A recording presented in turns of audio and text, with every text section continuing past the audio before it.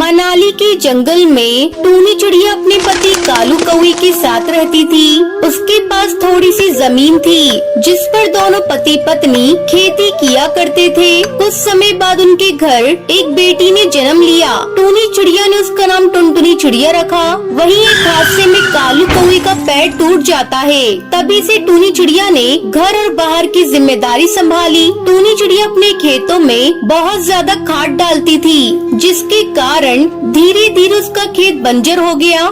मैंने तुमसे कितनी बार कहा था कि खेत में इतना ज्यादा खाद मत डालो, लेकिन तुम मेरी बात सुनती कहाँ हो।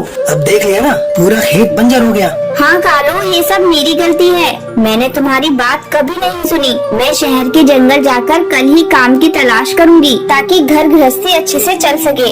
अगले दिन टूनी चिड़िया काम की तलाश में शहर के जंगल जाती है। भैया, अगर मेरे लिए कोई काम है तो बताओ, मुझे काम की तलाश है।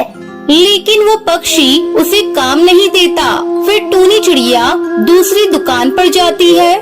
साहब, अगर मेरे लिए कोई काम हो तो मुझे बताइए, मैं कोई भी काम कर लूँगी। जा बहन जा, यहाँ तेरे लिए कोई काम नहीं है। बहुत कहने पर भी टूनी चिड़िया को कोई काम नहीं देता। थक हार कर टूनी चिड़िया एक डाल पर बैठ जाती है। सुबह से शाम हो गई, मुझे कोई काम नहीं मिला। मैं क्या मुंह लेकर घर जाऊंगी? अगर कालू पूछेगा तो उसे क्या जवाब दूंगी? अरे बहन, सुबह से देख रहा हूँ तुम यहीं डाल पर बैठी हो। तुम देख ही रही हो, यहीं पास में मेरी कपड़े की दुकान है। अगर तुम मेरी दुकान पर काम कर सकती हो तो मैं तुम्हें काम दूंगा, लेकिन तनख्वाह कम मिलेगी। टूनी चिड़िया को जैसी मुंह मांगी मुराद मिल गई थी। वो खुशी खुशी कपड़े की दुकान में काम करने लगती है। कुछ दिन गुजर गए। अचानक एक दिन कपड़े की दुकान बंद हो जाती है और टूनी चिड़िया फिर से बेरोजगार हो जाती है। दुखी मन से टूनी चिड़िया घर आती है और ये बात अपने पति को बताती है और भगवान से रोते हुए कहती है, हे भगवान, ये तुम कैसा दिन हमें दिखा रहे हो। अभी अभी तो मुझे काम मिला था, फिर से तुमने उसे दोराहे पर लाकर खड़ा कर दिया। अब हम कैसे घर चलाएंगे? माँ, तुम क्यों रो रही हो? पापा, क्या हुआ मम्मी को? मम्मी, आप मेरे लिए मिठाई नहीं लाई? मैंने तो आपको सुबह ही कहा था मुझे आज मिठाई खानी है। चुप हो जा कमबख्त, देखती नहीं तेरी माँ की नौकरी छूट गई है और तुझे मिठाई खाने की पड़ी है।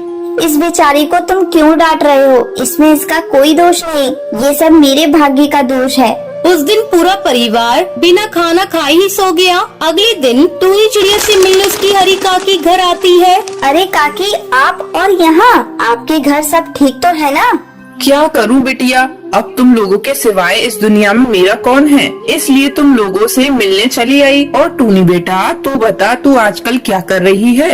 क्या बताऊं काकी, मेरी जमीन खेती लायक नहीं रही, बंजर हो गई और कालू का भी पैर टूट गया। अब घर पर बैठी हूँ, कहाँ जाऊँ, क्या करूँ, कुछ समझ में नहीं आ रहा है। अब तुझे दुखी होने की कोई जरूरत नहीं है बेटा। तू अपने पूरे परिवार के साथ चल मेरे घर। वहाँ चलकर मेरी अंडे की खेती की देखभाल कर। जब अंडे बड़े हो जाएंगे तो उन्हें बेचकर जो पैसे मिलेंगे उससे तू अपने परिवार का खर्च चलाना। मेरा क्या है, आज हूँ कल नहीं रहूंगी। मरने से पहले मैं अपनी सभी जमीन जायदाद को तुम्हें सौंप देना चाहती हूँ।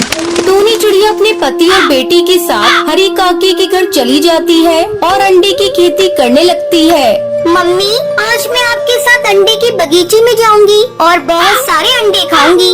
हाँ हाँ बिटिया, चल आज मैं तुझे अंडे के बगीचे में ले चलती हूँ। तुझे जितना मन करेगा उतने अंडे ले लेना।